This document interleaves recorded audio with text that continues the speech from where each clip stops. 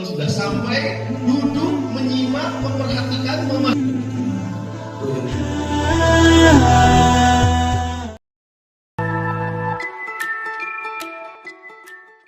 Bismillah, alhamdulillah, wassalatu wassalamu ala rasulillah wa ala alihi wa sahbihi wa mawalah. Asyhadu an la ilaha illallah wa asyhadu anna muhammadan abduhu wa rasuluh alladzi la nabiyya ba'dah amma ba'du. Qala Allah Ta'ala fi kitabihil karim, a'udzu billahi minasyaitonir rajim. Wasta'inu bis sabri wassalah wa innaha lakabiratun illa alal khashiin. Wa qala aidan qad aflahal mu'minun alladzina hum fi salatihim khashi'un. Wa qala nabiyuna Muhammad sallallahu alaihi wasallam sallu kama ra'aitumuni usolli. Wa qala aidan awalu ma yurfa'u min hadhil ummati al khusyu'u hatta la tara fiha rajulan khashian. Wa qala aidan waju'ilat qurratu aini fis salati. Shadaqallahul adzim wa sadaqa nabiyul karim wa nahnu ala dzalika minasyahidin. Ayuhal hadirun rahimakumullah, uhayyikum bitahiyatil islam, tahiyatil ahlil jannah. Assalamualaikum warahmatullahi wabarakatuh.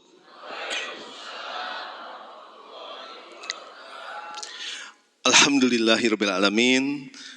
Mari kita lafadzkan satu kalimat hamdalah disertai rasa syukur tiada terkira sebagai ucapan terima kasih kita pada Allah Ta'ala yang telah memberikan banyak nikmat dan karunia. Sertai rasa terima kasih ini dengan alasan yang membuat kita begitu bersyukur, berterima kasih pada Allah Ta'ala saat ini. Siap semuanya? Baca hamdalah. Alhamdulillah. Yang kedua, tidak lupa setiap kali kita mendengar nama Nabi kita disebut dengan penuh antusias, rasa salut, rasa kagum, optimis ingin mendapatkan syafaat, kita terus bersalawat atas baginda Nabi Muhammad sallallahu alaihi wasallam. Dan saya bersyukur sekali pada Allah Subhanahu wa taala pada hari ini bisa bersua dengan Bapak, Ibu, Akang, Teteh semuanya yang insya Allah saya tidak salah lihat nih. Dari raut mukanya, dari sorot matanya, dari semangatnya, dari penampakannya.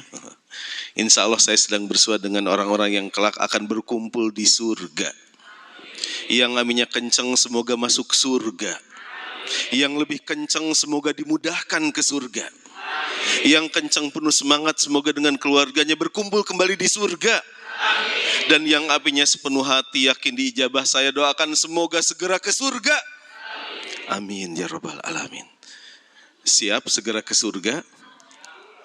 Kenapa senyum-senyum doa yang terakhir? Ada yang salah dengan doa saya?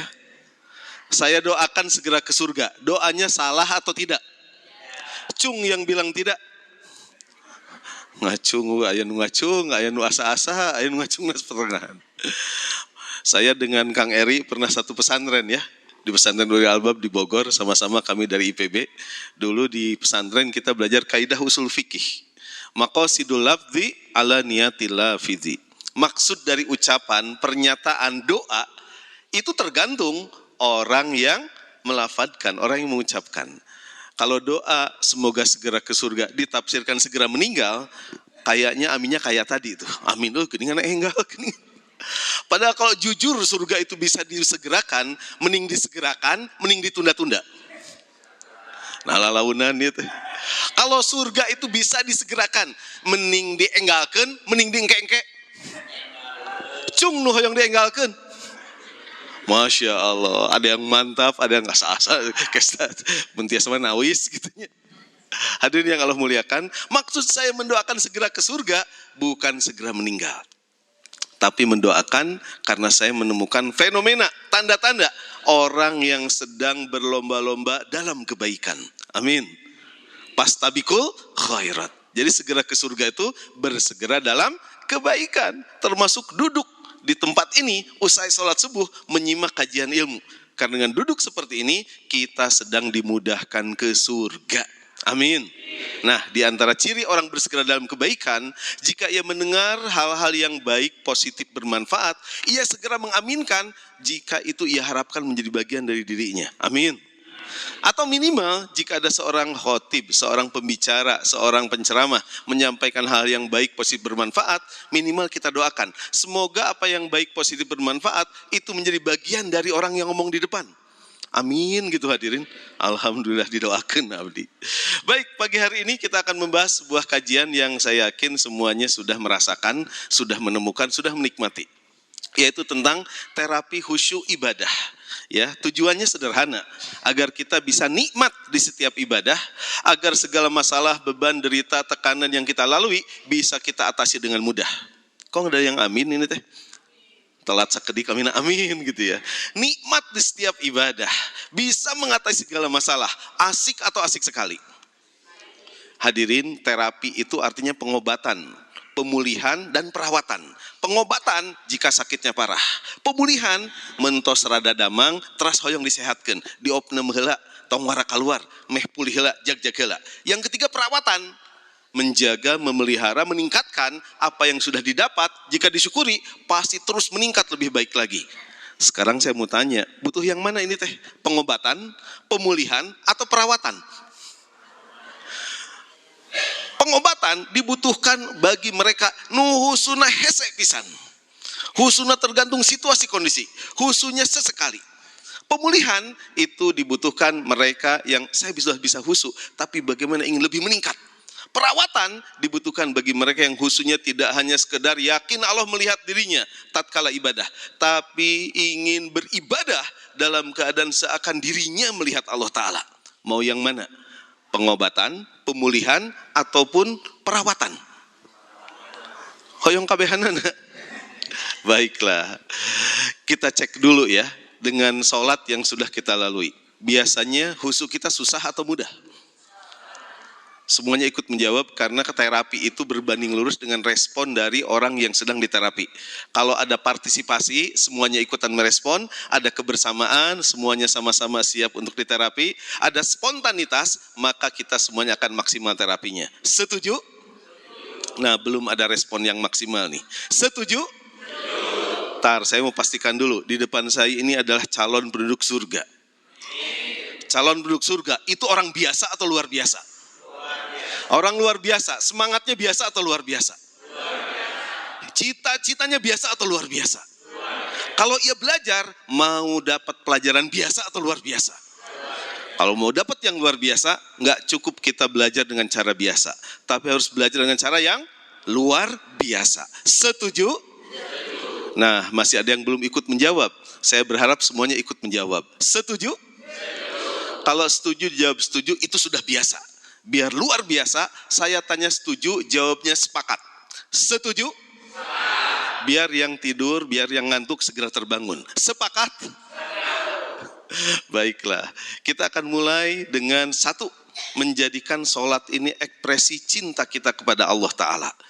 Bagaimana sholat membuat kita begitu dominan mengingat Allah, mulai dari sebelum sholat, ketika sholat, bahkan setelah sholat, masih terus kita iringi dengan istighfar, pujian, penyucian, dan juga pengagungan pada Allah Ta'ala. Dan ternyata tujuan sholat itu sederhana. Innani anallah, aku ini Allah. La ilaha illa anna, tiada yang layak disembah, ditenangi, ditenterami, dicintai, dirindui, diasiki, ditaati, dijadikan sandaran, dijadikan tempat kita begitu takutnya, penuh harapnya. Bahkan kita rela taat, bahkan tanpa alasan sekalipun. Bahkan rela memperbudak diri, illallah, kecuali hanya kepada Allah. Fa'budni, maka mengabdilah kepadaku, wa aqimis sholat li zikri. Ternyata simpel. Orang disebut khusyuk jika ia ketika sholat mampu mengingat Allah. Ini dasar yang pertama. Bukan hanya ekspresi cinta yang di situ kita merasa kagum sehingga mengagungkannya. Kita merasa bergantung sehingga memohon kepadanya. Kita merasa takut sehingga kita pasrah kepadanya. Namun dalam sholat kita sedang memenuhi konsekuensi cinta. Qul in kuntum tuhibbunallah fattabi'uni yuhibbukumullah wa yaghfir lakum dzunubakum. Bahkan sholat salah satu ibadah yang membuat kita bisa segera mendeteksi sebaik apa kecintaan Allah kepada kita, semaksimal apa dosa-dosa kita digugurkan. Karena satu sholat ke sholat selanjutnya, pengguguran dosa di antara dua waktu sholat. Satu Jumat ke Jumat selanjutnya pengguguran dosa di antara 2 waktu Jumat. Hadirin yang Allah muliakan, yuhibbukumullah. Jika kita bisa nyeples mengikuti apa yang Rasulullah contohkan dalam sholat contohnya, maka yuhibbukumullah. Allah akan mencintai kita. Amin hadirin.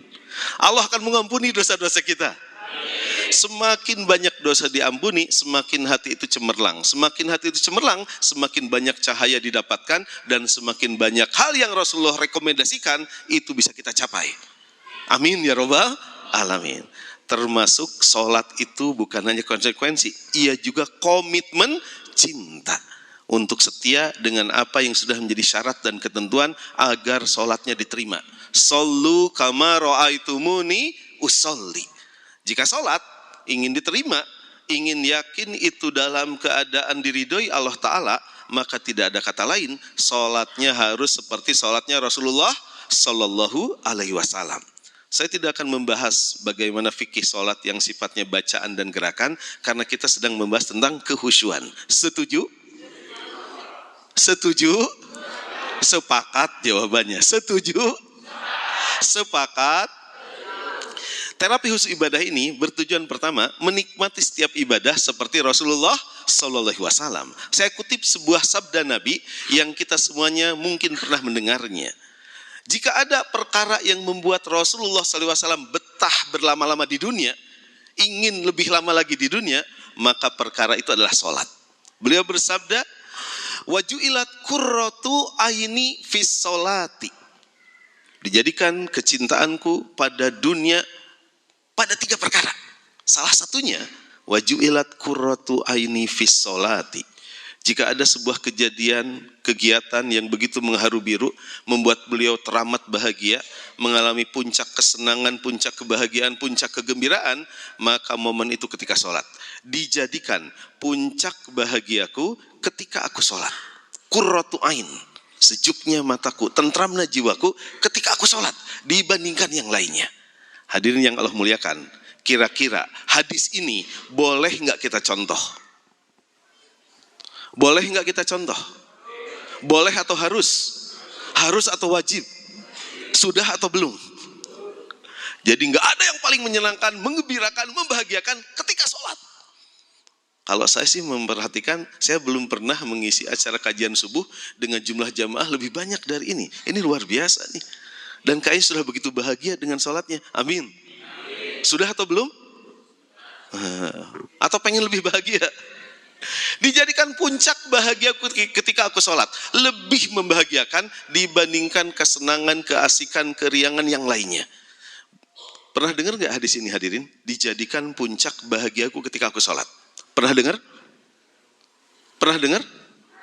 Berapa kali saya baca belum dengar juga. Pernah dengar? Kapan dengarnya? Alhamdulillah nyambung deh. Bahkan sholat itu menjadi tempat kita mendapati solusi, inspirasi dan motivasi. Rasulullah kalau sedang dalam keadaan penat, dalam keadaan capek, dalam keadaan tidak nyaman, yuk kita sholat. Dengan sholat jadi lapang, jadi ringan, jadi mudah segala persoalan. Amin. Ya Bilal, arihna bis sholat. Wahai Bilal, ayo kita berekreasi, bersenang-senang, beristirahat, menyamankan hati dengan sholat. Jadi sholat bisa jadi sumber inspirasi, motivasi, dan solusi. Dan ini harus kita contoh. Wajib kita contoh, dan kabar gembiranya bisa kita contoh. Amin. Baik, saya harapkan agar terapi ini maksimal, saya mohon semuanya ikutan partisipasi. Ikutan apa? Partisipasi. Saya memberi contoh partisipasi dengan menyebutkan pakai 5 suku kata. Partisipasi. Jadi saya berharap semuanya ikutan biar maksimal terapinya. Ikutan apa? Partisipasi. Maksudnya angkat tangannya terus dihitung pakai tangannya. 1, 2, 3. Partisipasi. Yang kedua, saya berharap tidak hanya partisipasi, karena kita akan sangat maksimal ditolong Allah kalau kita berjamaah. Oleh karena itu setelah partisipasi, saya berharap semuanya ikutan dalam sesi kebersamaan. Dalam ikut apa? Kebersamaan. Yang pertama apa? Partisipasi. Ini terapi ini. Yang kedua? Kebersamaan. Ainu kieu unggul, maksudnya kebersamaan. Apa yang kedua? Kebersamaan. Yang ketiga, yang ketiga spontanitas. Apa yang ketiga? Spontanitas. Kita cek. Yang pertama, partisipasi. Yang kedua, berbersama. Yang ketiga, spontanitas. Jadi kalau saya minta berespon, semuanya ikutan berespon ya. Kita akan mulai dengan sabda baginda Nabi Muhammad sallallahu alaihi wasallam yang menyebutkan, man salaka tariqan yaltamisu fihi ilman sahalallahu tariqan ilal jannah. Apa artinya hadirin? Mana partisipasinya? Mana kebersamaannya? Mana spontanitasnya? Apa artinya hadirin? Lebih kencang. Luar biasa Kang Eri. Saya baru ngomong bahasa Arab langsung tahu terjemahnya semuanya. Dahsyat. Benar-benar calon penduduk surga ini teh. Kok bisa tahu terjemahnya? Oh, ada contekannya rupanya. Ngomong-ngomong, boleh nggak nyontek untuk masuk surga? Boleh atau harus? Harus atau wajib? Wajib atau perlu? Kesimpulannya, masuk surga susah atau mudah? Cung yang bilang mudah. Can kabeh. Cung yang bilang susah. Cung yang bingung susah atau mudah. Sebenarnya masuk surga susah atau mudah? Seharusnya masuk surga susah atau mudah? Kenyataannya masuk surga sesuatu yang harusnya mudah terus jadi susah. Siapa yang salah? Diri orang olangan. Diri orang. Lihatlah, baru juga melangkah untuk menuntut ilmu, cek bahasa Sunda nama, nemege nikreuh Pak.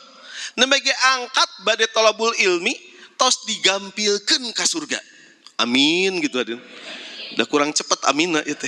Siapa tahu amin yang diucapkan bertepatan dengan rahmat Allah dan itu menjadi sebab surga bagi kita. Baru melangkah sudah dimudahkan. Apalagi kalau sudah sampai, duduk, menyimak, memperhatikan, memahami, niat mengamalkan, atau bahkan mau menyampaikan pada yang lain, itu akan membuat jalan ke surga lebih mudah lagi. Yakin atau yakin sekali? Atau sangat yakin sekali? Atau sangat yakin sekali pisan? Ini akan motivasi kita agar kita betul-betul semangat menggali ilmu. Karena kebaikan yang didapati seseorang berbanding lurus dengan pemahaman agama. May yuridillahu bihi khairan yufaqihu fiddin. Siapapun yang Allah kehendaki baginya mendapatkan banyak kebaikan, amal sama tapi kebaikan bisa berbeda tergantung pemahaman agama. Setuju? Sepakat? Baik, dalam beberapa menit nanti ada tanya jawab biar lebih sesuai kebutuhan. Saya akan membahas beberapa hal ini. Mudah-mudahan pas sesuai harapan terapi ini. Satu, semuanya semoga sadar tentang pentingnya khusyuk dalam ibadah. Dua, faham makna khusyuk termudah yang bisa ia akses sehingga semua ibadah, zikir, istighfar, tilawah, sholat, baik mahdoh, goyur mahdoh, itu diliputi kekhusyuan. Amin. Yang ketiga, yakin bahwa ia bisa khusyuk di setiap ibadah. Amin. Tolong diurutkan, tolong dibaca urutan ini. Sadar, faham, yakin. Dengan suara keras. 1, 2, 3. Sadar, faham, yakin. Lebih kencang. Sadar, faham, yakin. Dari belakang. Nah, jadi kredit gitu. Maksud dari belakang, sanes payun balam lu di tukang rewas eueuh di tukang. Bacanya dari belakang. Yakin, paham, sadar. Orang gak akan yakin kalau ia tidak paham. Orang gak akan paham kalau ia tidak. Tambahkan satu lagi, karena tujuan menikmati ibadah. Yang keempat adalah nikmat jalani semua jenis ibadah. Amin. Baik, kita urutkan. Sadar, paham, yakin, nikmat. Ulangi. Sadar, paham, yakin, nikmat. Dari belakang. Meni lancar, ayat contekana sih gananya. Orang gak akan menikmati sesuatu kalau ia tidak yakin. Orang gak akan merasa nikmat kalau ia tidak yakin. Orang akan yakin kalau ia tidak. Orang akan paham kalau ia tidak. Saya mau cek nih, semuanya sedang sadar semuanya? Yakin, sadar? Kita cek mana partisipasi, spontanitas, dan kebersamaannya. Yang sadar mohon ngacung. Tuh kan ayeuna setengah sadar, ayeuna asa-asa sadar tentangnya. Mun sadarnya maksimal ngacungna teh luhur, leuwih luhur dibanding mastakana. Yang sadar mohon ngacung. Turun. Ieu ngacungna sigana jibeh ieu teh, Pak. Ngacung hiji ngacung. Saya ingin sadarnya karena tanggung jawab, pilihan, dan juga keputusan dirinya. Saya sekarang akan absen yang tidak sadar. Dah bisi tadi sadar ngacungnya itu sadar, Pak. Oh, ngacung ayeuna ngacung gitu. Baik hadirin, sebab kalau nggak sadar susah paham. Kalau nggak paham susah untuk yakin. Kalau nggak yakin nggak bisa menikmati setiap detik helaan napas kedipan mata sebagai kenikmatan luar biasa dari Allah Ta'ala. Hadirin, mohon perhatiannya. Saya mohon yang tidak sadar termasuk yang di atas, nu teu sadar entong ngacung. Sekali deui. Yang tidak sadar jangan ngacung. Tuh kan, aya nu nyeungsirikeun nu ngacung, aya nu asa-asa rek ngacung, aya nu luak lieu gitu kan. Penentuan. Kang Eri, kalau banyak yang nggak sadar, saya mau pulang. Perhatian, Bu, siap Bu? Yang tidak sadar, jangan ngacung. Kang Eri, lebih dari 50%? Tuh kan anu lalaunan ngacungna. Anu loba anu ngacung milu ngacung. Turun. Kalau saya tanya yang tidak sadar jangan ngacung, berarti men ngacung? Nu teu sadar entong ngacung. Berarti men ngacung? Nu teu sadar, saya sadar entong ngacung. Amun ngacung berarti? Amun teu ngacung? Sanes teu sadar Pak, karunya mun teu ngacung berarti nuju loading Pak. Hadirin, jangan-jangan di antara kita ada yang tidak sadar, tidak paham, tidak yakin, tidak menikmati. Duduknya kita di sini, ini karunia luar biasa yang Allah berikan sebagai fenomena tanda kita diijabah doanya. Doa paling sering, paling banyak, paling wajib kita baca. Doa paling esensial menentukan bahagia dunia akhirat kita setiap saat bisa terjadi. Coba saya cek, jangan-jangan kita nggak sadar. Dan begitu bahagia bisa berkumpul seperti ini sebagai bagian dari tanda diijabah doa paling sering, paling banyak, paling wajib kita baca. Dan sekarang Allah sedang mengijabahnya. Hadirin tolong sebutkan, doa apa yang paling sering, paling banyak, paling wajib kita baca? Doa naon? Cing rada tarik, doa apa? Sapu jagat, Robbana fid dunya hasanah wa fil akhirati wa qina adzabannar. Ini bentes. Padahal doa yang saya maksud sedang diijabah bukan doa itu. Karena doa sapu jagat belum diijabah semuanya. Hasanah terbaik di dunia jika kita nanti husnul khotimah. Amin. Jika nanti kita lapang, terang benderang, nikmat di alam barzah. Amin. Jika kita nanti diselamatkan dari api neraka. Amin. Jika kita nanti ringan hisab yaumil kiamah. Jika kita nanti masuk surga, jika kita bertemu Allah Ta'ala di sana. Tos diijabah teu acan? Berarti sanes doa eta. Doa yang sedang Allah ijabah banyak orang tidak sadar, dan ini paling banyak kita baca adalah permohonan kita agar diberi petunjuk ke jalan yang lurus. Namun bahasa Arabnya ihdinas siratal mustaqim. Tapi banyak orang tidak sadar, tidak paham, tidak yakin, tidak menikmati gara-gara salah persepsi, salah asumsi, salah kesimpulan. Coba saya mau tanya, siratal mustaqim yang minimal 17 kali sehari kita minta, siratal mustaqim itu di dunia atau di akhirat? Akhirat atau di dunia? Kita cek, yang bilang siratal mustaqim di dunia, cung 4, 12, 17. Yang bilang siratal mustaqim itu di akhirat, cung. Ya, ayo oge nu ngacung. Yang bilang siratal mustaqim ya di dunia ya di akhirat, cung. Nah, ieu nu galau ieu teh. Sieun salah dua nana we gitu. Hadirin, mohon maaf. Mereka yang menganggap siratal mustaqim itu di akhirat, pengalaman masa kanak-kanak, masa kecilnya kelihatannya sama dengan saya. waktu kecil dahulu pernah membaca komik bergambar tentang akhirat. Betul atau tidak? Di komik itu dilukiskan, divisualkan begitu dramatis. Itu Sirotol Mustaqim sangat tipis dan dramatis. Saking tipisnya, lebih tipis dibandingkan rambut dibelah. Tuh kan sarwa gitunya. Di komik itu dilukiskan ada yang secepat kilat melewatinya. Betul? Ada yang seperti angin, ada yang lari, ada yang jalan, ada yang merangkak. Kebanyakan dijengkang asap neraka jahanam. Betul atau tidak? Dan karena itu referensi acuan awal kita menganggap Sirotol Mustaqim, akhirnya kita anggap Sirotol Mustaqim itu di akhirat. Betul atau betul sekali?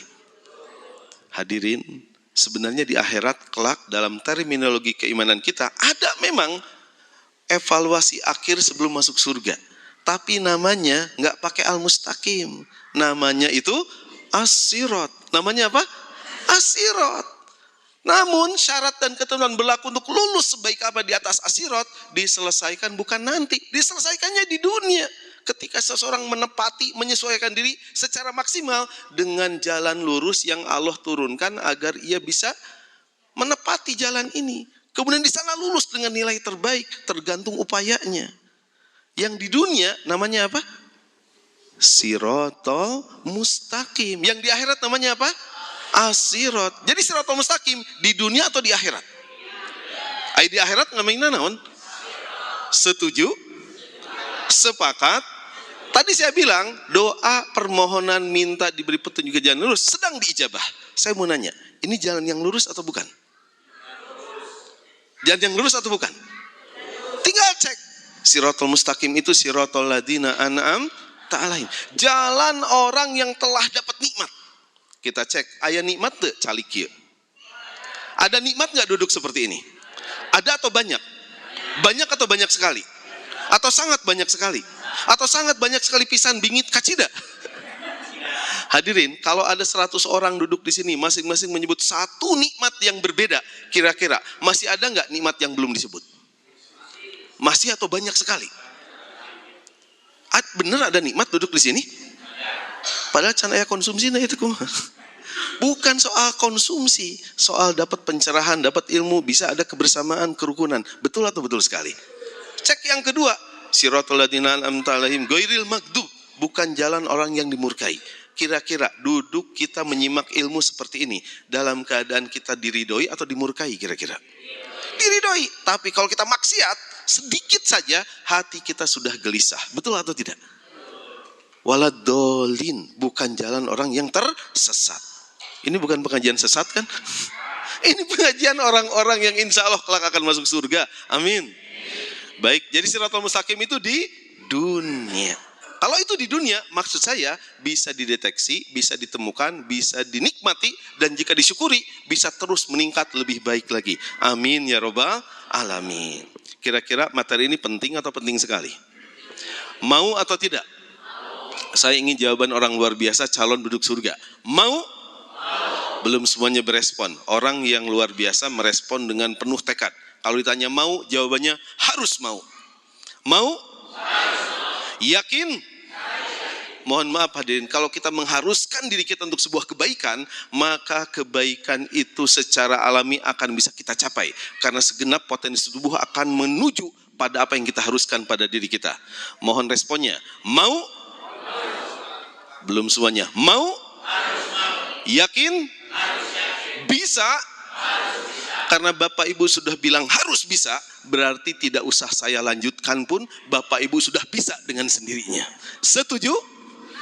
Berarti saya cukupkan kajiannya sampai di sini. Setuju? Sepakat? Oh, nu gaduh bersih pakai heula tuh. Numege mulai gitu ya. Hadirin, tadi saya menampilkan sebuah gambar. Siapa sih kita ini? Jangan-jangan kita termasuk orang yang susah husuknya. Kadang-kadang husuknya, tergantung situasi dan kondisi husuknya. Padahal setelah kita berulang kali, sering kali, intensif, berkelanjutan melaksanakan sholat, seharusnya kita terampil atau menjadi seorang yang expert, menjadi seorang ahli dalam hal kehusuan. Bahkan sholat yang harusnya menjadi kesempatan kita menunjukkan cinta, komitmen cinta, konsekuensi cinta, itu bisa menjadi sumber kecelakaan. Fawailul lil musallin alladzina hum an sholatihim sahun alladzina hum yuraun wa yamnauna maun. Ini kata seorang ulama, salat yang tidak ada khusyuk hati menyertainya, ia lebih dekat kepada siksa melakukannya. Naudzubillahi min dzalik. Agar kita merasa penting dan merasa ini sesuatu hal yang sangat mendesak, harus terjadi setiap saat, mari kita pelajari urgensi khusyuk. Satu, kata Rasulullah, awalu ma yurfa'u min hadhil ummati al-khusyu'a hatta la tarofiha rojulan khosian. Hal pertama yang dicabut, diangkat, dihilangkan dari tubuh umat Islam ini kehusuannya. Hatta la tarofiha rojulan khosian. Sehingga engkau akan melihat sebuah keadaan, sebuah kejadian di mana banyak orang sholat tapi tidak ada satu pun indikasi kehusuan terlihat. Pernah lihat atau pernah dengar ada orang sholat 23 rakaat dalam waktu 9 menit? Pernah? Ini viral 3 atau 4 tahun terakhir. Tapi masjidnya penuh sampai ke jalan. Sampai diwawancara oleh televisi. Kenapa Bapak sholat di tempat ini? Kenapa Pak Imam sholatnya cepat? Imamnya menjawab dengan santai, saya kalau sholatnya lambat, jamaahnya bubar. Oh, makmumnya diwawancara juga, Pak kenapa Bapak ikut sholat di tempat yang ekspres kayak gini? 23 rakaat dalam waktu 9 menit. Makmumnya malah jawab, kata siapa ekspres? Ini agak lambat 9 menit, biasanya 7 menit kata dia. Coba sampai seperti itu. Gak ada tuh maninahnya. Orang namanya takbir, ya nggak ruku deh coba. Gak kebayang. Sehingga benar kata sahabat Huzaifah ibnu Yaman, yang pertama hilang dari agama Islam itu kehusuannya. Yang terakhir hilang sholatnya. Sholat ada sebagai kegiatan ritual, tapi ia sudah hilang sebagai sebuah penambah kekuatan spiritual. Sehingga kita mengenal istilah STMJ. Sholat terus, maksiat jalan. Naudzubillahi min. Dan kenapa? Karena gak ada rasa nikmat dengan khusyuknya, sehingga segala hal yang ia dapati dalam sholat tidak berefek, tidak berdampak keluar sholat. Naudzubillahi min dzalik. Hampir-hampir engkau akan melihat manusia tidak ada khusyuknya. Kita cek, jangan-jangan ada di masjid kita. Semoga tidak. Tapi saya tanya dulu, khusyuk kita selama ini susah atau mudah? Mudah atau susah? Sudah, kumaha itu. Kita cek pakai ngacung. Yang merasa khusyuknya mudah, cung. Daya rencang abi teh wih wae gitu. Yang merasa khusyuknya susah, cung. Tahan. Kelihatan dari wajahnya memang. Hadirin, ini fenomena yang Rasulullah sebutkan tadi. Hal pertama anu diangkat, dicabut, dilengitkan di tubuh umat Islam kehusuannya. Sehingga hampir banyak majelis saya hadiri itu kebanyakannya menjawab khusyuk itu susah. Tapi nanti di akhir acara khusyuk kita akan jadi mudah bagi yang mengaminkannya. Walaupun terlambat mengaminkannya. Yang kedua, kenapa mudah? Karena khusyuk itu karakter melekat buat orang beriman. Qad aflahal mu'minun alladzina hum fi salatihim khashi'un. Orang beriman itu beruntung, sukses, bahagia, meraih kemenangan. Salah satu keberuntungannya terlihat dalam sholatnya. Hanya ia manusia yang ketika melaksanakan sholat, sholatnya khusyuk. Manusia selain orang yang beriman, jangankan khusyuk, untuk sholat pun susah. Di akhir ayat, di ayat ke-10 dan 11-nya Allah berfirman, orang beriman itu beruntung karena ia menjadi ahli waris surga Firdaus. Amin hadirin. Enggak cuma mampir, ia kekal di dalamnya, abadi di dalamnya, selama-lamanya di dalamnya. Hum fiha khalidun. Ahli waris surga Firdaus. Tolong jawab, ahli waris itu orangnya mungkin dapat, mungkin enggak, atau harus dapat? Harus dapat. Betapa bahagianya orang beriman karena ia yakin kelak akan masuk surga Firdaus. Amin. Ia kekal di surga Firdaus. Amin. Kekal di dalamnya. Kekal hadirin. Ada akhirnya enggak kekal? Abadi ada akhirnya enggak? Abadi ada akhirnya? Ada. Abadi akhirnya hadirin. Kekal ada akhirnya? Ada. Apa akhirnya? Selama-lamanya. Ada akhirnya? Naon akhirnya? Wah, cerdas luar biasa. Syarat yang paling cetek, paling mudah ia lewati untuk memenuhi syarat kedua, ketiga, keempat dan selanjutnya, ia selalu khusyuk dalam sholatnya. Amin. Saya ulangi ya, orang beriman itu beruntung karena ia selalu khusyuk dalam sholatnya. Kalau tidak khusyuk, astagfirullah, sudah disebut beruntung. Sungguh beruntung orang beriman itu, yaitu mereka yang sholatnya khusyuk. Kalau tidak khusyuk, astagfirullah, sudah beruntung Pak. Kalau tidak khusyuk, jawabannya harus khusyuk. Ulangi. Sungguh sungguh beruntung orang beriman itu, yaitu mereka yang ketika sholatnya khusyuk. Kalau tidak khusyuk, bisa-bisa kudu khusyuk. Insya Allah pasti khusyuk. Kita cek khusyuk kita sebagai mukmin seringkali atau sesekali. Seringkali khusyukna, seringkali hentena. Seringkali hentena berarti sesekali khusyukna. Yang khusyuknya seringkali cung, alhamdulillah, aya rencang duaan tiluan. Yang khusyuknya sesekali, jujur, cung. Tahan. Saya bisa menebak nih, khusyuknya biasa terjadi kalau kita sedang banyak beban, tekanan, musibah, dan masalah. Betul atau tidak? Betul atau tidak? Berarti kalau mau khusyuk gampang, perbanyak masalah hadirin. Selesai kajiannya. Ngomong-ngomong, kita punya masalah? Punya atau banyak? Banyak atau banyak sekali? Saya berhadap dengan orang yang bermasalah itu. Masalah terjadi kalau ada harapan tidak sesuai kenyataan. Aya kahoyong sesuai sareng naon anu kejadian. Ya, semakin gede kahoyongna, semakin ageng oge masalahna. Kalau enggak mau punya masalah gampang, tong aya kahoyong gitu. Tapi kita selalu punya keinginan karena itu bagian fitrah kita. Hadirin, ngomong-ngomong, orang gila punya masalah atau tidak? Nu gelo boga masalah atau henteu? Pengalaman atau kumaha itu? Atau ngebahas nu kitu. Alasan ketiga, kalau sudah merasa penting aja, banyak hal kita bisa jadikan sarana menuju kehusuan. Yang ketiga, ternyata tadi kita sholat, imamnya sama, bacaannya sama, tapi bisa jadi kadar pahala yang didapatkan itu berbeda-beda. Inna rajula la yansarifu wa ma kutiba lahu illa usru sholatih. Tus'uha thumnuha subsuha sudsuha humsuha rubuha thuluthuha nisbuha. Ada yang dapat cuma 10% pahalanya. Ada yang dapat 1/9-nya, 1/7-nya, 1/6-nya, 1/4-nya, paling pol setengahnya. Padahal imamnya sama, rokaatnya sama, bacaan sama, masjidnya sama. Kok bisa beda-beda pahalanya? Apa yang menjadi pembedanya? Kehusuannya, betul sekali.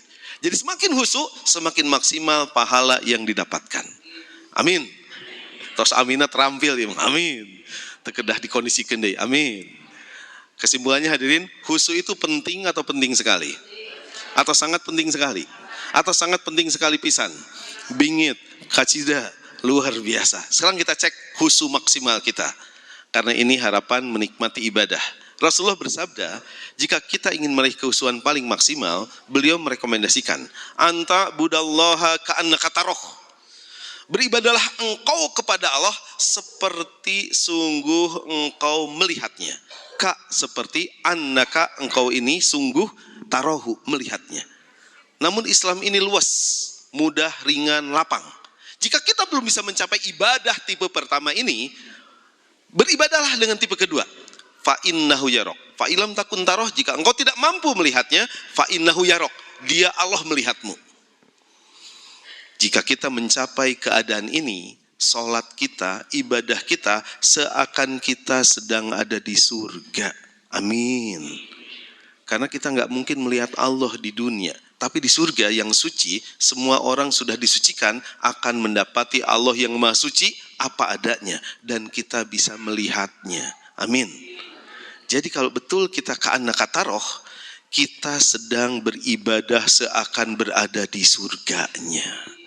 Jika ini terjadi, ibadahnya asik atau asik sekali, atau sangat asik sekali, atau sangat asik sekali pisan. Hadirin, sudahkah kita seperti ini? Tidak mungkin Nabi menyarankan, merekomendasikan, kecuali itu bisa kita capai. Setuju? Sepakat? Dan kita meyakini kelak di surga, wujuhu yauma idin nadirah. Saat orang mukmin dibangkitkan, wajah mereka berseri-seri. Ila rabbiha nazirah. Karena mereka bisa menatap wajah Allah Ta'ala. Mari kita evaluasi. Tadi saya tanya, khususnya susah atau mudah? Susah. Khususnya sesekali atau seringkali? Yang ketiga, saya mau tanya, khusyuk kita tipe hiji atau tipe 2? Tipe hiji, khusyuknya dalam keadaan seakan dirinya melihat Allah. KW hiji. KW 2, yakin Allah melihatnya, kemudian dia khusyuk. Tipe hiji, khusyuknya mudah, segera, dan instan, kapanpun, dimanapun. Tipe 2, khusyuknya tergantung keadaan, situasi, dan kondisi. Sesekali.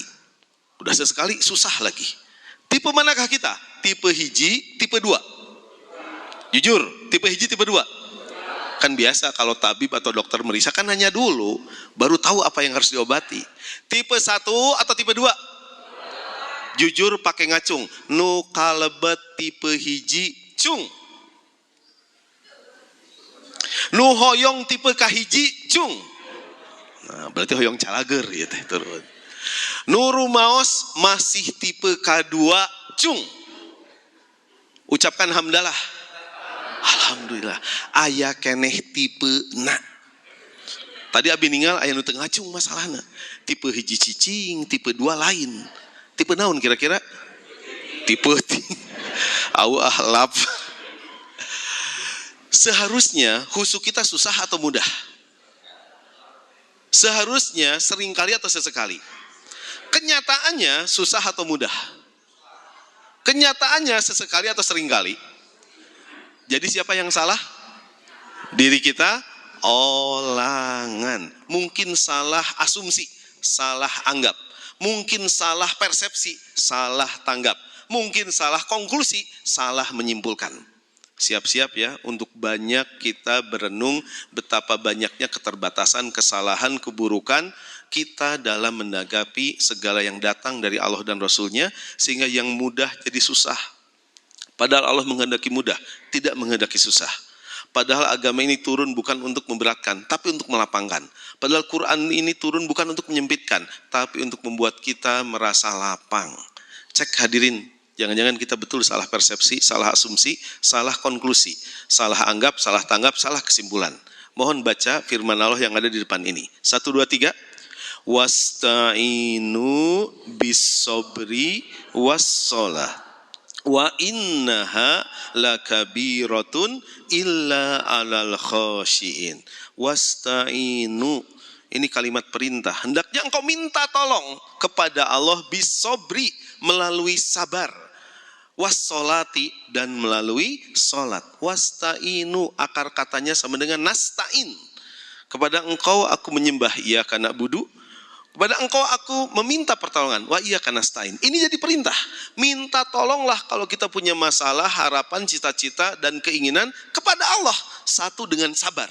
Sabar berarti kerja maksimal, pantang menyerah, disiplin tinggi, manjada, wajada. Yang sungguh-sungguh pasti akan sampai. Itu sabar, pantang mengeluh. Tapi ada cara minta tolong yang sederhana, simple, dan bisa jadi seketika kita dapat jawaban. Was-sholati, jadikan sholat itu sarana minta tolong, nyambung kepada Allah Ta'ala, maha pemberi segala solusi, motivasi, inspirasi. Namun Allah memberikan catatan, wa innaha, sesungguhnya sholat itu lakabiratun illa alal khashiin. Sholat itu berat kecuali bagi orang yang khusyuk. Ini catatannya. Padahal sholatnya mudah. Sesungguhnya sholat itu berat kecuali bagi orang yang khusyuk. Hadirin mohon partisipasi. Menurut hadirin tolong simpulkan dengan cepat. Menurut Allah Ta'ala dalam firman-Nya, yang berat dalam ayat ini sholatnya atau khusyuknya? Khusyuknya atau sholatnya? Yang bilang khusyuknya berat, susah, cung. Ucapkan istighfar. Astagfirullah. Salah masalahnya. Ada gangguan. Ini kata Allah, yang berat itu bukan khusyuknya. Wa innaha lakabiratun illa alal khashiin. Minta tolong dengan sabar dan sholat. Sesungguhnya wa innaha, kata ganti untuk sholat. As-sholatu, ya, data marbutoh menunjukkan muannas. Sholat itu berat kecuali bagi orang yang khusyuk. Saya ulangi, sholat itu berat kecuali bagi orang yang khusyuk. Sholat itu berat. Berarti nu berat naon? Sholatna. Bayangkan kalau ada saudara, tetangga, rekan kita non-muslim. Lalu dia kita ajak sholat. Hayo sholat. Kira-kira berat atau ringan? Susah atau mudah?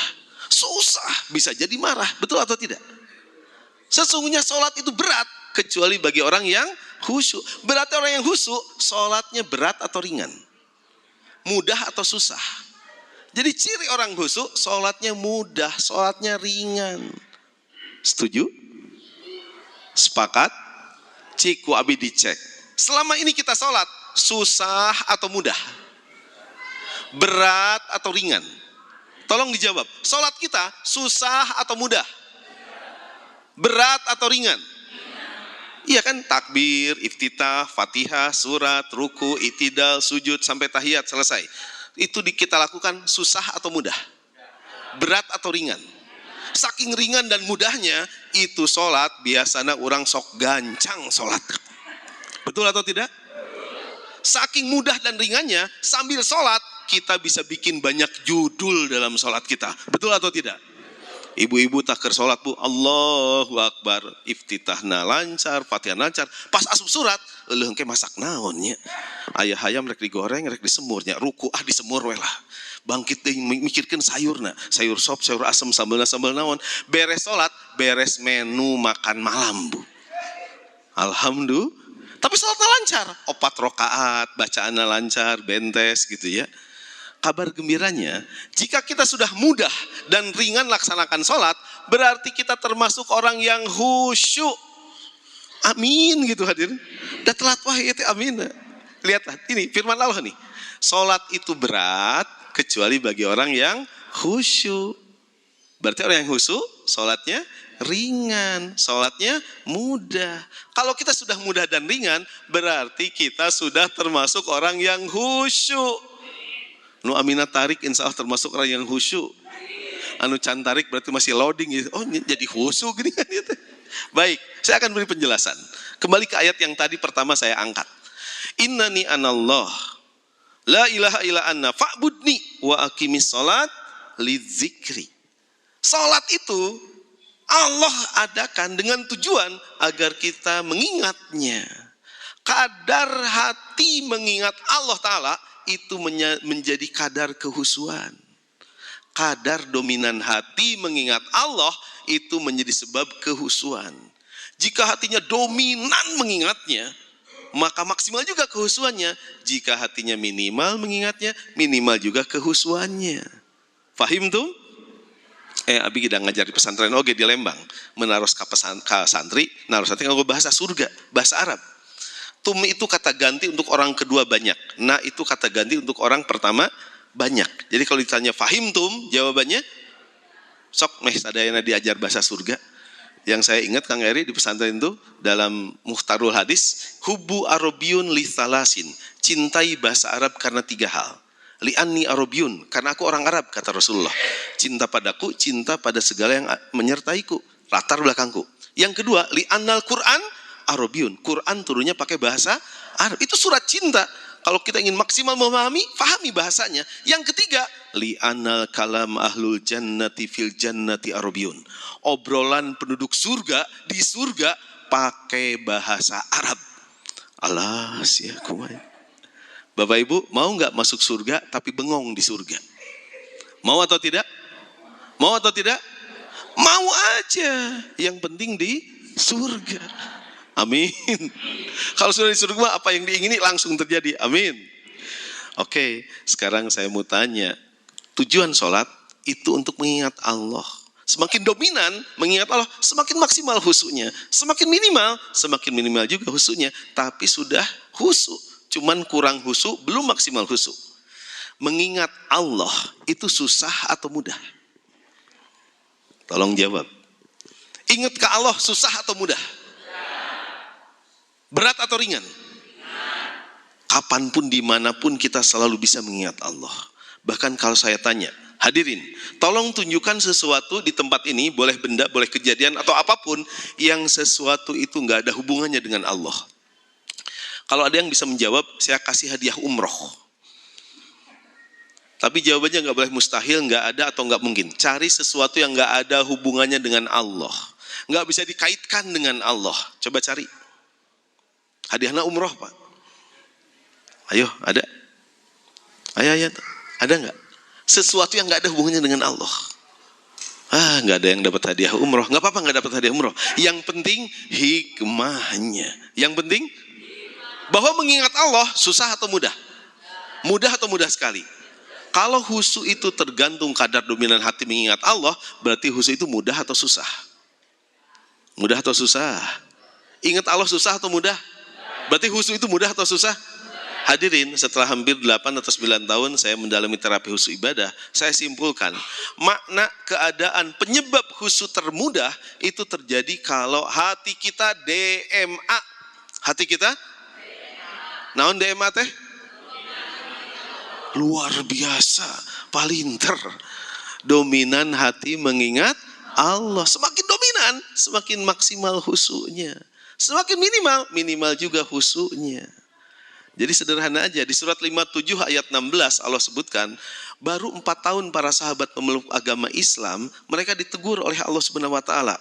Alam yakni lilladzina amanu antasya'a qulubuhum li dzikrillah. Mau kapan lagi orang beriman itu menundukkan hatinya, khusyuk dirinya saat mengingat Allah. Wa man nazzala minal haq, dan juga mengingat tentang apa kebenaran yang Allah turunkan. Wala yakunu kalladzina utul kitaba min qabl. Jangan mereka itu seperti ahli kitab sebelumnya. Berlalu masa yang panjang, mereka tidak menyertakan kehusuan, mengingat Allah dominan dalam ibadahnya. Kemudian pakosat kulubuhum, hatinya menjadi keras. Wa kasirum minhum fasikun. Akhirnya mereka menyimpang dari jalan yang benar. Na'udzubillahi min dzalik. Jadi khusyuk itu hadirin kadar dominan hati mengingat Allah. Dan mengingat Allah itu begitu mudah, kapanpun, dimanapun, pada sikon apapun. Kesimpulannya, khusyuk itu susah atau mudah? Mudah atau mudah sekali? Nah, tadi susahnya di awalnya. Jadi khusyuk itu bisa sering kali atau sesekali? Nah, tadi sesekalinya. Baik, ini sebagai penutup, setelah ini kita tanya jawab. Ya, karena ada 5 tingkatan khusyuk kalau dilanjutkan pembahasan. Khusyuk persiapan, khusyuk baca, khusyuk gerakan, khusyuk bacaan, khusyuk pikiran, khusyuk perasaan. Yang sering kali dianggap susah itu khusyuk pikiran dan perasaan, karena butuh pemaknaan. Yang sering kali dikesampingkan padahal itu mudah, khusyuk persiapan, khusyuk gerakan, khusyuk bacaan. Hadirin, kenapa khusyuk pikiran perasaan dianggap susah? Karena sebagian besar dari kita itu kurang memahami makna bacaan. Padahal khusyuk persiapan, gerakan, dan bacaan bisa ia capai. Setuju? Baik, saya akan berikan kata kunci agar kita bisa beribadah dengan pikiran perasaan maksimal, sehingga saat persiapan ketika wudhu, saat melafadzkan bacaan, saat melaksanakan gerakan, itu semuanya disertai dengan kehusuan maksimal karena pikiran dan perasaannya terlibat. Tapi tolong baca tulisan di depan ini.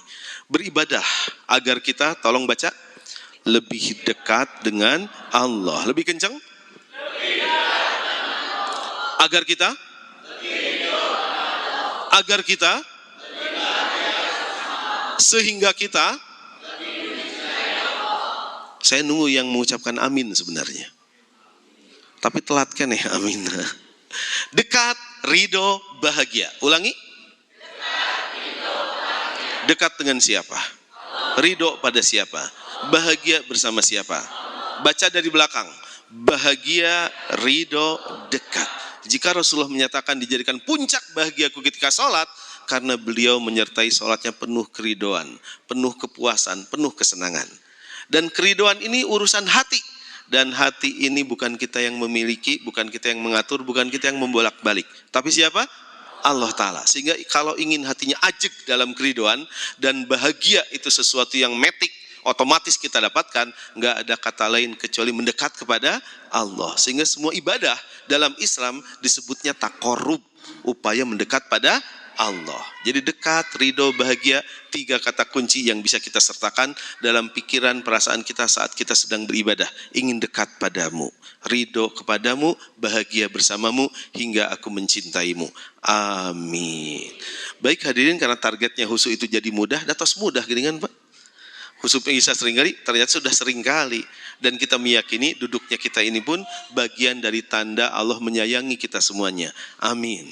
Dan untuk maksimal khusyuknya, tolong baca tulisan di depan ini agar sholatnya penuh bahagia. 1, 2, 3.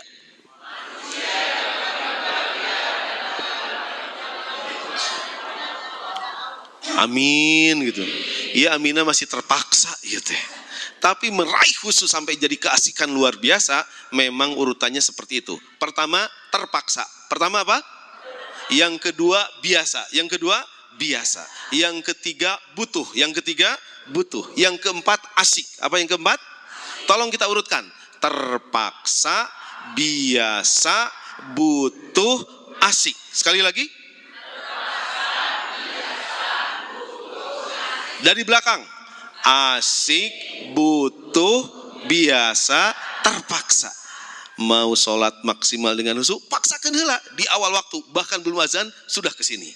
Nanti jadi terbiasa, nanti jadi butuh, nanti jadi asik. Dan untuk mendawamkan itu semuanya, untuk sementara ini doa agar kita bisa terpaksa penuh keikhlasan, biasa penuh keriangan, kemudian butuh karena memang kita penuh keyakinan, dan merasakan asik karena hidupnya jadi simulasi surga. Baca doanya, Allahumma inni as'aluka hubbaka wa hubba mayyuhibbuka wa hubba amalin yuqarribuni ila hubbika. Tolong dibaca artinya 1, 2, 3.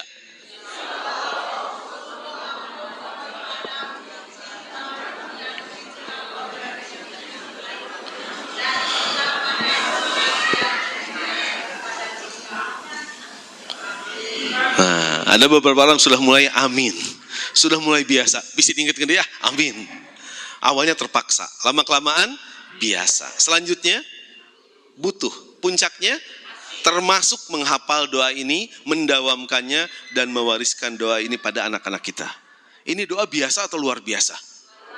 Coba, ya Allah cintailah aku. Ya Allah jadikan aku cinta pada orang yang mencintaimu, atau jadikan orang yang mencintaimu itu cinta padaku. Dan jadikan aku demen, ketagihan, senang dengan segala amalan yang membuat aku dekat pada cintamu. Amin gitu hadirin. Sudah hafal doa ini? Pernah dengar doa ini? Pernah. Kapan dengarnya? Alhamdulillah tos dengar. Pengen hafal doa ini? Gampang caranya. Hafalin. Gimana caranya? Baik, saya pikir akan lebih sesuai kebutuhan kalau kita tanya jawab. Ya, terkait dengan kehusuan ini, nanti gimana kita selesaikan dengan terapi. Siapa yang mau nanya? Baik, silakan Pak. Ada mic atau langsung silakan Pak. Nah, ada mic nih, biar jadi jariah. Karena pertanyaannya bisa memberikan inspirasi pada yang lain. Silakan. Tes. Ya, Assalamualaikum warahmatullahi wabarakatuh. Alhamdulillah. Terima kasih atas waktunya. Pak Ustadz, gini. Barusan saya lihat di slide ya, mengatakan kalau kita tidak khusyuk lebih dekat ke siksa ya. Sedangkan saya pernah mendengar atau melihat bacaan ada nabi atau malaikat ya yang berdosa kepada Allah, terus dia sholat sebanyak-banyaknya, terus setelah itu diampuni sama Allah. Terus pada saat itu Allah berkata, aku lebih suka sama umatnya Nabi Muhammad. Walaupun sholatnya banyak tidak khusyuk, banyak pikiran, memikirkan sesuatu, tapi sholatnya itu disuruh sama aku. Sedangkan sholatmu itu sholat yang tidak ada perintah dari aku. Jadi bagaimana itu Pak Ustadz? Terima kasih. Assalamualaikum warahmatullahi wabarakatuh. Waalaikumsalam warahmatullahi wabarakatuh. Baik. Salat yang tidak ada khusyuk hati bersamanya lebih dekat kepada siksa melakukannya. Karena sunnahnya salat itu khusyuk, tumaninah. Bagaimana dengan seseorang yang ia salat sebanyak-banyaknya dan ingin diampuni oleh Allah Ta'ala, dan ia kemudian diampuni oleh Allah Ta'ala dibandingkan mereka yang salat, tapi Allah tidak menerimanya karena tidak sesuai dengan contoh Nabi Muhammad SAW. Yang pertama, kesimpulan dari orang yang salat tersebut, ia sebenarnya khusyuk karena ia ingat Allah, ingin diampuni. Buat pengertian termudah dari khusyuk ini, yaitu mengingat Allah. Walaupun minimal, tetap itu akan menjadikan ia punya kadar, hanya kadarnya minimal. Secara wajar, alami, manusiawi, kita berpikir kalau bisa maksimal, kenapa tidak maksimal? Tapi yang minimal pun Allah terima, Allah jadikan sebab ampunan, apalagi yang lebih dari itu. Mungkin di dunia ia dapati tanda-tanda ridhonya, tanda-tanda sholatnya diterima, tanda-tanda surga itu jelas baginya. Seperti para sahabat. Para sahabat, mereka sedari di dunia, karena maksimal nyeples mengikuti apa yang Rasulullah contohkan, sedari di dunia dapat WA. Naon WA teh? Wahyu Allah, wahyu. Cek Gusti Allah, laqad radhiyallahu anil mu'minin. Allah sudah ridho pada orang beriman, yaitu para sahabat. Di dunia sudah dapat tiket ke surga, Allah langsung yang menyampaikannya. Masih ada Rasul. Kita mah sudah nggak ada lagi, dan jangan pernah merasa diri kita sudah suci. Tapi mengikuti, mencontoh, memaksimalkan diri agar seperti mereka, itu bisa mendekatkan kita pada derajat yang mereka pernah dapatkan. Jadi kesimpulannya Pak, buat khusyuk itu pengertiannya mudah, ringan, yaitu mengingat Allah. Walaupun ia banyak lalainya, tapi ia sholat karena ia melaksanakan perintah. Dan ima perintah ti Allah, ima kewajiban, terpaksa saya melakukan, terpaksa juga dapat pahala. Surat 49 ayat ke-14. Innallaha la yalikum min a'malikum syai'a. Allah tidak menyia-nyiakan amal kalian walaupun hanya sedikit. Itu tentang orang Arab Baduy yang ia menyatakan amanna, aku sudah beriman. Rasulullah masih ada, dapat informasi dari Allah, kullam tu'minu, kamu tuh belum beriman. Walakin kulu aslamna, saya mah baru Islam saja, bilangnya gitu aja. Tapi Allah tidak menyia-nyiakan amalnya. Adapun mereka yang merasa sudah khusyuk tapi amal menyalahi baginda Nabi, justru itu yang tidak Allah kehendaki. Man amila amalan laisa alaihi amruna fahuwa rodun, jelas sekali. Barang siapa beramal ibadah tapi nggak pakai tuntunan dari Nabi, rodun, akan tertolak. Jelas Pak, seperti itu. Jadi tafsiri khusyuk ini dengan mudah, ringan dan lapang, sehingga kita tidak memperberatnya. Begitu Pak jawaban dari saya. Semoga kita dibuat mudah untuk meraih kekhusyuan. Amin. Ada lagi pertanyaan? Silahkan. Yang nanya dapat hadiah. Saya membuat buku 3 langkah khusyuk ibadah. Nanti mudah-mudahan ada, insya Allah ada lah ya. 3 langkah khusyuk ibadah, mudah, segera dan insan. Sok saya di yang nanya. Nah bangga. Jadi yang nanya. 2 senat. Mangga Pak.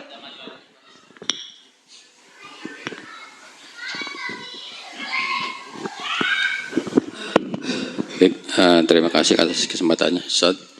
Ini ingin bertanya berkaitan dengan sebenarnya sholat yang dianjurkan itu sebaiknya adalah sholat berjamaah ya. Terutama bagi semua sebenarnya, bukan terutama. Bagi ibu-ibu di rumah, bagi bapak-bapak tentunya di masjid. Betul. Efek dari sholat itu adalah mencegah dari perbuatan keji dan munkar. Barangkali itu yang akan kita harapkan bersama gitu ya. Jadi kalau kita lihat bahwa ketika sholatnya berjamaah, tentunya juga agar efek tadi muncul, perlu ada PDAC ya, planning, doing, acting, control. Nah ketika kita sudah sholat berjamaah, tapi ketika efeknya itu belum dapat secara berjamaah, seharusnya kan kita juga kontrolnya harus berjamaah gitu saja. Betul. Berjamaah. Nah di lapangan sebenarnya kita sering nafsi-nafsi gitu untuk masalah itu. Untuk memperhatikan efeknya, biarin saja, yang penting kita dulu gitu ya. Harusnya kan kita ada, sehingga dalam ayat lain itu kita harus watawasobilak, watawasobisobar. Betul, gitu ya. betul. Itu barangkali yang Siap. yang ada dalam benak saya, benar-benar juga ada dalam benak semua yang hadir di sini gitu. Barangkali itu Ustaz. Siap. Itu saja. Baiklah, saya bisa tangkap pertanyaannya bahwa sholat yang berjamaah harusnya membawa dampak kita ketika berjamaah di luar sholat pun selalu ada kebersamaan, kekompakan, kesatuan, serasi, sinergi, harmoni. Sebagaimana sholat yang mengharmonisasi antara ucapan, perbuatan, dan juga sikap. Antara bahasa tubuh, bahasa lisan, dan juga bahasa hati. Lihatlah manfaat sholat, kata Ibnul Qayyim. Sholat jika dilakukan secara maksimal, ia menjadi faktor yang dominan menyebabkan segala maslahat. Ya, maslahatnya nggak hanya dunia, tapi juga akhirat. Ia akan menyingkirkan segala keburukan dunia dan akhirat. Bahkan dengan sholat, seseorang terhalang dari dosa. Inna sholata tanha anil fahsya'i wal munkar. Mencegah penyakit hati, mengusir keluhan fisik, membuat seseorang mengalami kehidupan laksana surga. Kalbunya terang benderang, cerah wajahnya, segar anggota tubuh dan jiwanya, serta ia terpelihara kenikmatan, menepi siksa, menurunkan rahmat, menyibak tabir permasalahan. Lalu kenapa ketika ia sudah berjamaah, tapi ketika berjamaah bersosial tidak seperti ketika ia rajin sholat berjamaah? Itu pertanyaannya. Kok tidak dicek, tidak kemudian dievaluasi, tidak kemudian diperhatikan, direncanakan bahwa efek sholat berjamaah membawa kita berjamaah dengan sebaik-baiknya. Hadirin yang Allah muliakan, 3 hal mungkin yang menjadi penyebabnya. Pertama, ia tidak menjadikan sholat sebagai perbaikan hati. Sebab kalau hatinya baik, ini akan didapatkan. Yang kedua, ia tidak menjadikan sholatnya sebagai sebuah hal yang menjadi ukuran bagaimana relasi dengan Allah Ta'ala akan menentukan relasi dengan sesama manusia. Man aslaha ma bainahu wa bainallahi ta'ala aslahallahu ma bainahu wa bainan nas. Barang siapa yang ia bisa memperbaiki hubungan dengan Allah, semakin dekat, semakin ridho, semakin bahagia, semakin cinta, aslahallahu ma bainahu wa bainan nas. Akan baik hubungan ia dengan sesama manusia. Mari kita perhatikan Pak, sholat kita. Mungkin ini luput dari perhatian kita. Mulai dari takbir, iftitah, fatihah, ruku, sujud, sampai ia at-tahiyat. Semua bacaan dan gerakan sholat adalah sebuah pola yang membuat hubungan kita dengan Allah semakin lekat. Takbirnya, bacaannya mengandung pengagungan, kepasrahan permohonan, agar semakin dekatnya, tambah ridhonya, makin bahagianya. Namun di akhir sholat, hadirin, akhir sholat semua kita sama membaca salam. Salam secara fikih mengakhiri rangkaian sholat yang dimulai dengan takbir ditutup dengan salam. Tapi secara maknawi terkait dengan pertanyaan tadi, salam itu sebuah komitmen, sebuah pernyataan, sebuah doa. Aku sudah berhubungan dengan Allah, hablum minallah. Sekarang selesai sholat, aku mau berhubungan dengan manusia. Assalamualaikum warahmatullah. Siapa sebelah kananku? Perlambang orang yang pernah memberikan kebaikan, manfaat, hal positif dalam kehidupan. Ia dapat balasan salam sejahtera, rahmat. Kita jadi sebab ia masuk surga. Amin. Tapi lihat, salam ke kiri juga. Assalamualaikum warahmatullah. Lambang apa Pak? Siapapun yang pernah menyakiti, menyinggung, mendolimi, berbuat tidak nyaman dalam hidupku, aku sudah berhubungan dengan Allah, ia pun harus dapat selamat, sejahtera, damai, rahmat dari Allah dariku. Fahim tuh? Cik Chan nggak jawab kabehna. Fahim tuh? Wayahtum? Wayahna. Ayo bahasa Arab wayahna Pak. Pak, kira-kira difahami? Pemaknaan sholat yang sebenarnya membuat ia bisa membawa sifat-sifat dalam sholat keluar sholat. Kalau belum terjadi, tadi betul. Tawasaubil haqi, tawasaubis sobri. Karena di surat Al-Mu'minun, setelah seseorang mampu khusyuk, ia bisa menghindari perbuatan, perkataan yang sia-sia. Walladina hum lizzakati fa'il. Ia bisa beribadah sosial Pak, maksimal. Dan itu syarat ketentuan untuk jadi ahli waris surga Firdaus. Ini bahan evaluasi buat kita. Jika belum merasa serasi, sinergi, harmoni dengan keluarga, tetangga, dan rekan satu masjid, berarti kita harus terus PDCA, merencanakan, melakukan, action, dan juga kontrol. Begitu Pak ya, mengingatkan saya dan kita semuanya. Pertanyaan terakhir mungkin ya, satu lagi. Ada satu lagi silakan, ibu-ibu. Nah baik, silakan. Langsung saja, kalau tidak sampai mangga Pak. Mengenai masalah khusyuk, terus terang saya sedang pribadi sendiri ketika saat sholat berjamaah itu mungkin rada susah khusyuknya ya, karena mungkin bacaan daripada imamnya mungkin terlalu kencang ataupun Belum dipahami. gerakan itu mungkin sedikit, mungkin kalau ada gangguan kiri kanan atau gangguan kebetulan mungkin sedikit susah untuk khusyuk. Tapi mungkin ketika saya sholatnya sendiri, kita kan bisa mengambil jadi bacanya juga agak sedikit mengarah ke khusyuk. Sementara kita kan meraih kekhusyuan itu di dalam sholat berjamaah, Ustaz. Bagaimana tanggapan Ustaz mungkin solusi ini juga, Ustaz? Terima kasih. Baiklah, hadirin yang Allah muliakan. Sholat, ini banyak sekali muncul pertanyaan. Men sholatnya lirama, asa bisa ngatur ritme na cepat dan lambatnya surat yang kita pilih untuk kita baca, dan kenyamanan kita ketika sedang sholat sendiri. Tapi ketika sedang berjamaah, kita harus menyesuaikan diri. Padahal, kalau kita ingat, sholat sendiri cuma 1 derajat. Sholat berjamaah 27 kali lipat. Harusnya lebih khusyuk. Tapi kenyataannya kok sendiri asal lebih nyaman. Ya, ada apa ini? Mari kita lihat ayat yang ada di depan ini. Orang khusyuk itu ternyata akan lebih mudah kalau ia berjamaah. Namun pemaknaan itu yang seringkali luput. Mensorangan madaima, seolah agama ini urusan kita pribadi dengan Allah. Padahal ini urusan bersama kita dengan Allah Subhanahu wa Ta'ala. Ketika bersama-sama sholat, kita sedang membersamai orang-orang yang memang punya keyakinan mengingat Allah secara dominan, akan kembali kepada Allah dan yakin akan kembalikan padanya.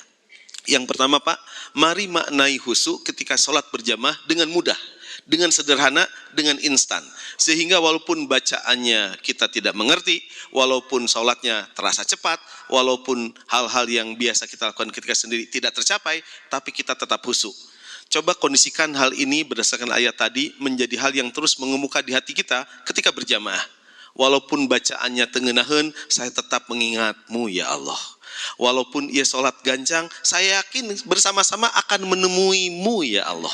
Walaupun ayeuna tengenaheun, saya tidak ragu, ini kita lagi bersama-sama, pasti akan ketemu denganmu. Dominankan itu di hati kita, dekat, ridho, bahagia. Kalau imamnya nggak enakan, dari hati kita ngobrol dengan Allah, ya Allah ampuni Pak Imam ya Allah.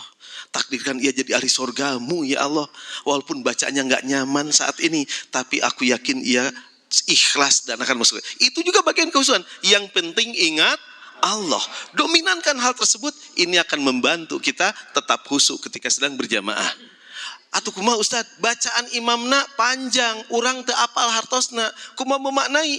Buat obrolan pribadi dengan Allah. Kalau perlu nangis pada Allah, ya Allah ya imam bacaan alus pisan, ngan abi teu ngartos Gusti. Gitu Pak. Fahim tum? Wayah tum? Sadayantum, lu penting ingat Kak Allah. Apalagi kalau bisa memahami bacaan, memaknai apa yang dilantunkan, itu lebih maksimal lagi. Intinya tetap kaidahnya berjamaah. Alladzina yadunnuna. Allah menyebutkan orang khusyuk itu yadunnuna dalam bentuk jamak. Bukan alladidonna, tapi alladi yadunnuna. Mereka tuh bersama-sama meyakini akan kembali pada Allah, akan dikembalikan pada Allah. Jadi nggak bisa tidak, khusyuk terbaik itu kalau kita berjamaah. Satu langkah menghapus dosa, langkah lain menaikkan derajat. Ketika bersama-sama, betul aku mendapati pengabulan doa dengan orang yang kau cintai dan menyenangi amal yang membuatku sampai pada cintamu. Jadi Pak, munculkan suasana dominan di hati. Kita lagi bareng-bareng akan kembali padanya. Kita lagi bareng-bareng tidak ragu akan menemuinya. Itu aja Pak kiatnya. Wallahu alam bisawab. Saya pikir sudah cukup bisi lami teuing.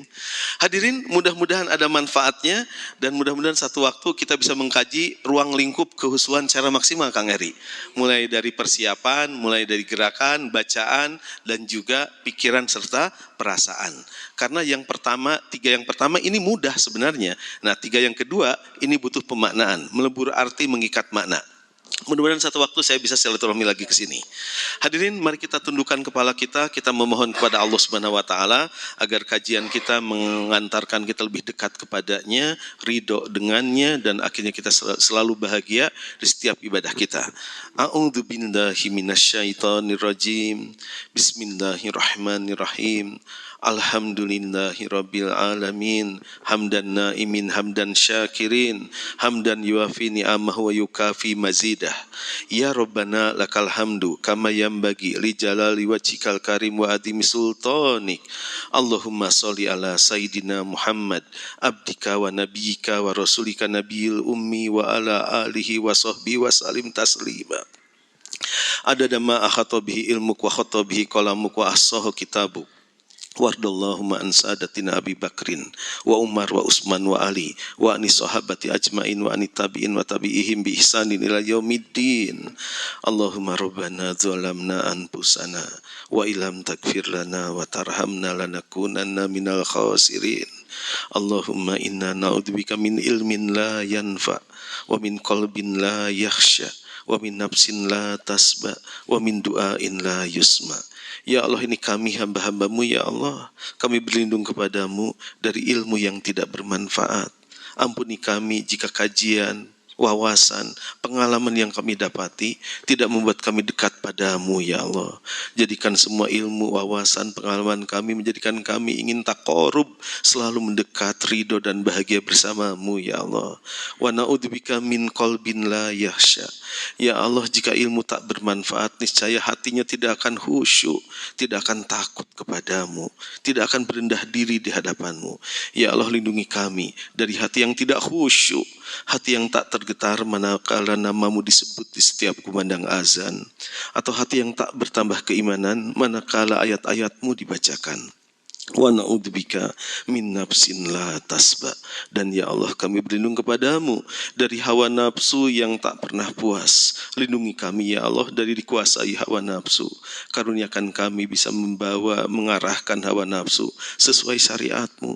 Wa na'udzubika min du'ain la yusma. Ya Allah, jika ilmu kami tak bermanfaat, niscaya hati kami tidak khusyuk. Dan jika kami tidak khusyuk, kami akan terbawa hawa nafsu, dan kami akan terjatuh pada hal yang syubhat dan kau haramkan. Jika kami jatuh dalam keharaman, niscaya doa kami akan tercegah dari pengabulan. Ya Allah, kami berlindung kepadamu dari doa yang tidak diijabah, doa yang tidak dikabulkan, doa yang tidak didengar, doa yang tidak diiringi dengan kesungguhan, penuh harap dan keyakinan. Sesungguhnya Engkau Maha mengabulkan setiap doa yang dipintakan.